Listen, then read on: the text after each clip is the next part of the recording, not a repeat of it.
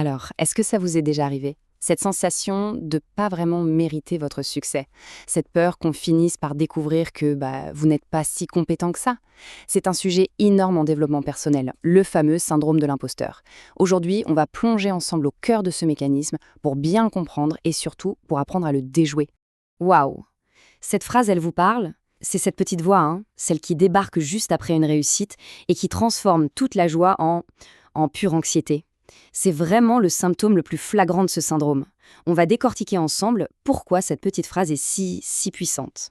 Alors, concrètement, comment ça marche? Attention, ce n'est pas juste un petit coup de blues ou un manque de confiance qui passe. Non, non, c'est un véritable frein mental. C'est comme une encre en fait, qui vous empêche d'avancer même quand tout, absolument tout, est au vert. Le vrai cœur du problème, en fait, c'est ce décalage total. D'un côté, il y a les faits, les résultats, les retours positifs, tout ça, ça prouve vos compétences. Mais de l'autre, il y a cette petite voix intérieure qui vous murmure exactement le contraire. Et du coup, on attribue ces réussites à la chance, au hasard, bref, à tout sauf à soi-même. C'est ni plus ni moins qu'un sabotage silencieux de son propre potentiel. Et si vous vous reconnaissez un peu là-dedans, eh bien sachez une chose, vous êtes loin, mais alors très très loin d'être seul. Regardez ce chiffre, 70%. C'est énorme. C'est le pourcentage de personnes, et souvent des gens très performants, qui ont déjà ressenti ce syndrome au moins une fois dans leur carrière. Donc on est bien d'accord, ce n'est absolument pas un signe de faiblesse, c'est juste une expérience humaine incroyablement répandue. Ok, mais alors ce sentiment, il sort d'où? Il ne sort pas de nulle part, évidemment.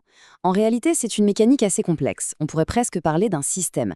Et ce système, il repose sur 5 blocages mentaux bien spécifiques. Ce sont eux, les vrais rouages cachés de cette fameuse machine du doute.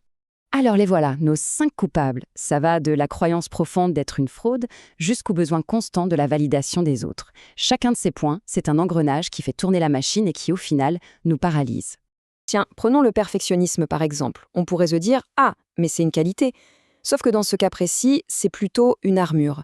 L'idée derrière, c'est « Si tout ce que je fais est impeccable, alors personne ne pourra jamais découvrir la supercherie ». Le gros problème, vous vous en doutez, c'est que la perfection, ça n'existe pas. Donc le résultat, c'est quoi? Une anxiété permanente et un sentiment d'échec quasi garanti. Ah, et celui-là, il est particulièrement vicieux. C'est l'illusion du génie naturel. En gros, on se met en tête que si on doit travailler dur pour quelque chose, c'est la preuve qu'on manque de talent inné. On s'imagine que pour les vrais compétents, tout est facile, naturel.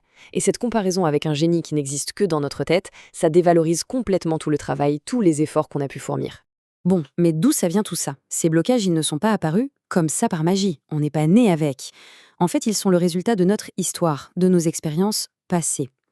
Et pour réussir à les désamorcer, la toute première étape, c'est de comprendre leur origine. Généralement, les racines sont doubles. D'un côté, il y a l'environnement familial. Vous savez, les messages un peu contradictoires du style « sois le meilleur, mais attention, reste humble » ou les comparaisons constantes avec les autres. Et de l'autre côté, il y a le monde professionnel. Un échec qu'on a mal digéré, un environnement de travail toxique, et voilà, la petite graine du doute est plantée, et bien plantée. Et là, évidemment, c'est la question à 1 million. Comment on s'en sort?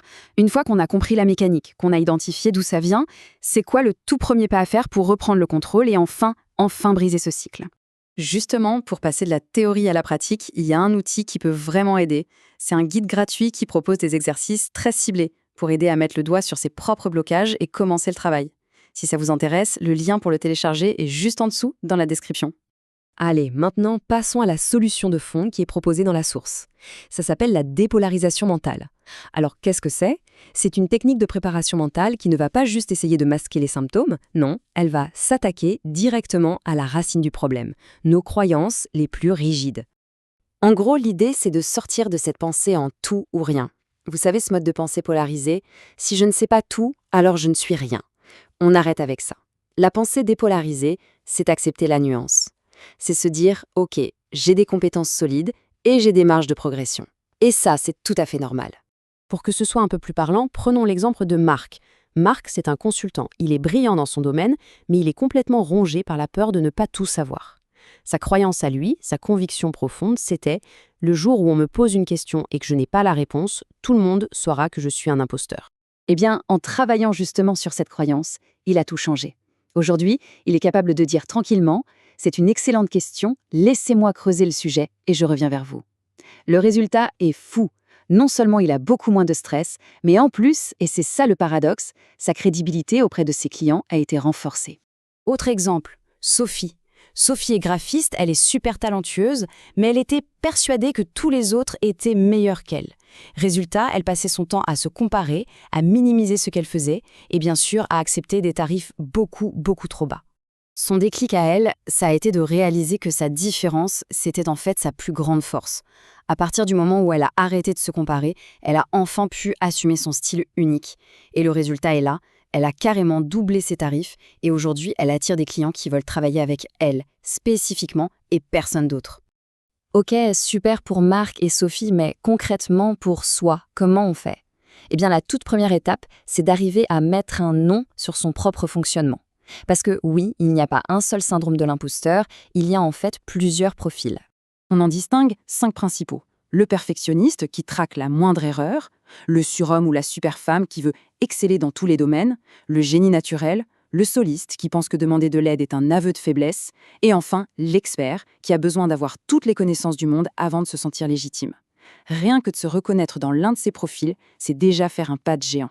Et justement, pour vous aider à identifier votre propre profil et surtout pour commencer à déconstruire ces blocages, je vous rappelle que le guide gratuit est là pour ça. C'est vraiment le moment de passer de la compréhension à l'action. Parce que le but final, c'est quoi? C'est de pouvoir enfin s'approprier sa réussite, la savourer pleinement, sans cette petite voix qui vient tout gâcher. Le lien pour le télécharger est, encore une fois, juste en dessous dans la description.